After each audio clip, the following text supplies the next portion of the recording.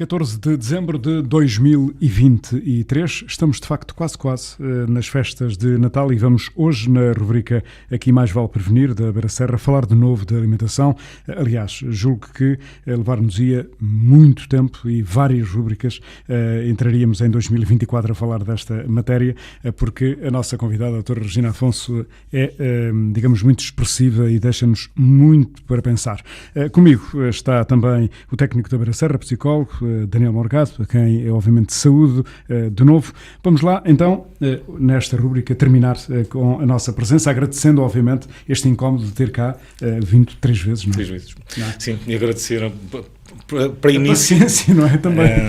No fundo, sim, agradecer a paciência e o facto de voltar, mas nós achamos que é realmente um tema que é muito importante e por isso lançamos aqui o repto de voltar mais uma vez e voltar mais uma semana, até porque não se esgota, não, acho que, como o Paulo dizia muito bem, poderíamos fazer imensos, aliás, isto dava uma série de programas só sobre alimentação, então agradecer à doutora Regina, que na outra semana, se eu ainda me recordo, estava a falar-nos da questão dos hábitos, de alguns hábitos alimentares, da questão de quando uma criança se habitua de determinada forma, a tendência será no futuro continuar esse comportamento.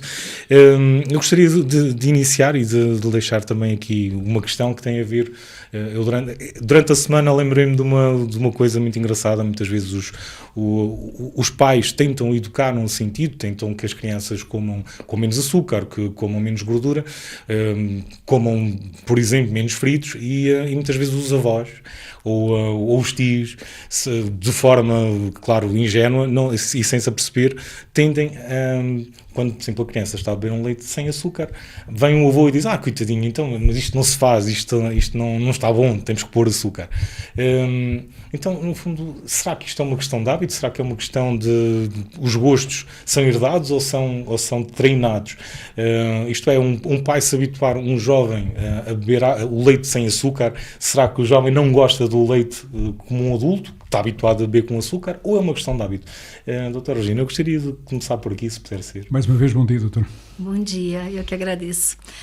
Olha, primeiro assim, muito sucintamente, a gente pode ter aqui 3 fatores relacionados ao paladar. Primeiro é o genético, no sentido de que você pode ter uma sensibilidade a determinados sabores, como ácidos, por exemplo, os amargos, pode sim, efetivamente, ter uma intolerância a isto. Mas também é importante que a gente perceba que isso são a minoria das pessoas, né? A maioria das pessoas não tem essa sensibilidade. É importante, as papilas gustativas, elas demoram 25 dias elas são moldáveis, elas demoram pelo menos 25 dias. Isso quer dizer o quê? Se eu tentar beber um café sem açúcar, eu tenho que me propor a ficar 25 dias a beber café sem açúcar. Porque se eu não superar esse quase um mês, eu não vou conseguir beber café sem açúcar. Não que tenha que ser, mas é um exemplo. Por isso, claro que sim. Também no outro programa dissemos isso, a gente precisa focar e mudar, né, e andar nesse sentido. Ou seja, para quem realmente quer mudar, é preciso insistir. Né? Falámos sem sofrimento, claro. No programa anterior, a questão das lancheiras, e muitas vezes os jovens, nós sabemos que, até porque vêm os outros a comer produtos que às vezes não são tão saudáveis, e há uma certa pressão sobre os pais, ok, se os outros levam, eu também devo colocar o chocolate, estes produtos, ou rechear a lancheira apenas com estes produtos. Então, no fundo, o que nos diz é que se uma criança no início pode ter alguma resistência, mas com o tempo, colocando aqueles produtos mais simples, mais saudáveis, eventualmente ela vai treinar também o seu paladar e com o tempo vai gostar daqueles produtos como se fosse um produto menos saudável. Acaba por treinar e sem sentir muito, né?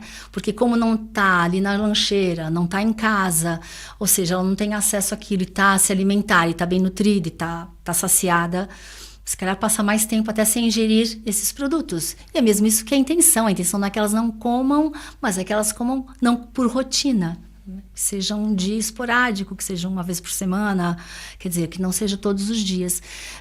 É uma forma menos sofrida, talvez, de mudar os hábitos.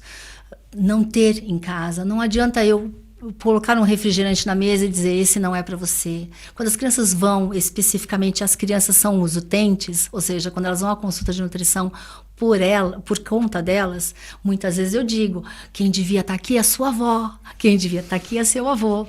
Pronto, porque é uma faixa etária em que não adianta eu ficar, e nem faço isso, dizendo para a criança que ela deve ou não comer, não é? O adulto, como eu disse anteriormente, faz a compra, ele que põe a mesa. E se eu posso beber, meu filho também vai beber. Se ele não pode, ninguém deve beber. E acho que isso é trabalhar em conjunto, independente da mudança de hábito, pelo menos o hábito de não comer aquilo com frequência já é uma mudança de hábito, mesmo que ela não tenha educado o paladar para beber café sem açúcar. Mas vão mudando outros hábitos. Os pais, por vezes, colocam-nos a questão de...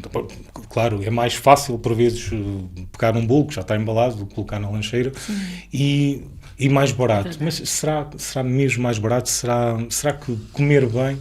E acho que é importante, nesta altura que estamos, das festas, de aproximar-nos rapidamente do Natal, será realmente muito dispendioso uma boa alimentação, ou é possível fazermos uma boa alimentação sem estourarmos o nosso orçamento? A gente deveria fazer aqui talvez um trabalho em termos de gastos com produtos embalados, não é? Eu disse aqui num programa anterior que as lancheiras também são boas, e há bolos caseiros, por exemplo. A gente sabe que a questão do tempo, não tem tempo, as pessoas não têm tempo, e tudo vai ficando mais industrializado de uma forma geral. A gente precisa encontrar esse tempo, senão a gente não vai mudar nunca. A gente precisa ter horinhas para cozinhar, não precisamos passar um dia na cozinha, mas precisamos ter horas para cozinhar, senão a gente não vai ter comida amanhã, aí amanhã pede-se para vir alguma coisa de fora, ou passa-se a um lugar e traz para casa, ou improvisa-se qualquer coisa que haja no congelador. Então a gente precisa ter tempo também para isso, senão nada vai mudar. A gente precisa ter tempo para cortar o pão e pôr o queijo lá dentro, né? De pensar em congelar já o pão, porque meu filho só come pão fresco, então congela o pão já partido, põe até ele comer na hora do lanche, já está descongelado, ele não vai perceber. Pronto, a gente tem essa suscetibilidade que precisa mudar, assim. Ah, meu filho isso, meu filho aquilo. Mas será que é meu filho mesmo? Será que é porque eu também não acabo por me conformar e me acomodar? Porque isso me dá jeito também. Porque a gente tem mesmo N coisas para fazer. A gente tem. Não é desculpa. Só que essa seria mais uma para fazer. E às vezes fica de lado, não é? Porque o tempo que se demora a pôr uma peça de fruta na lancheira é o mesmo que se demora a colocar um E veja, bolo Daniel, a gente vive numa região onde há frutas, não é? Então, às vezes a gente nem precisa gastar com isto. A gente não precisa comer todos os dias frutas muito diferentes, nem exóticas. A gente precisa comer frutas de época. Agora, laranjas, tangerinas, romãs, as castanhas, as nozes. Comer as quantidades que precisamos comer sem excesso, porque mesmo os alimentos saudáveis a gente não deve comer em excesso. Contudo, isso parece muito, mas só isso, né? Mas só o pãozinho com o queijinho, só a fruta que eu tenho, só o leite da escola que supostamente eu nem preciso pagar por ele, porque já está pago, não é?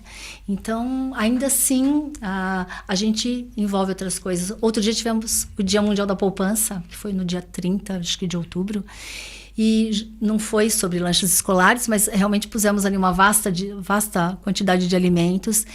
E sei lá, eu não posso comer vegetais todos os dias porque é caro, mas então você tem a opção do vegetal congelado, que é mais barato, muito mais barato. Ah, mas eu não gosto do sabor, não gosto da consistência. A gente tem a função de informar e de mostrar que pode ser melhor. A gente tem que mudar este hábito ou esta consciência, não é? Mas há muitas opções, há peixes baratos, muito mais barato que uma carne, muito mais barato do que 1 quilo de salsichas. Então, a gente não tem mais, acho que, muita desculpa para não comer bem saudável, né? Não temos mais desculpas para isso. Porque apesar de haver muita indústria, também há muita opção. E a indústria nos favorece nesse sentido, não é? Dos congelados, dos enfrascados. Eu digo enfrascados porque prefiram frascos de vidro do que lata. Sempre por conta da nossa intoxicação, termos intoxicação com alumínio. Então, tudo que é em frasco é menos processado. É aquilo que a gente chama de minimamente processado. Então, o feijão no frasco não é um problema. Se eu puder cozer, ótimo, mas se tem o frasco, pode usar o frasco. Faça o feijão, faça o doce de feijão em casa. Mas isso só para dizer que eu acho que já não há mais desculpas para... Eu acho que o custo das coisas não é mais desculpa para não se comer bem. Doutora, nós é que pedimos desculpa, mas temos que fechar mais Desculpa, um programa. Não, nós é que pedimos desculpa. Daniel, foi um prazer ter aqui a doutora Regina Afonso, não é? Agradecer à doutora Regina Afonso. Desejar-lhe um bom Natal também. Eu agradeço e um bom Natal para todos. Boas festas e nós encontramos-nos daqui a 8 dias. Não é? Nós voltamos de hoje Até para a a 8 semana. dias. Até para a semana. Obrigado. Mais vale prevenir. Em filhos adolescentes, a dependência do tabaco, álcool e outras drogas, a dependência das novas tecnologias, as perturbações alimentares, são temas com que se preocupa? Porque mais vale prevenir, não perca, ouça e participe.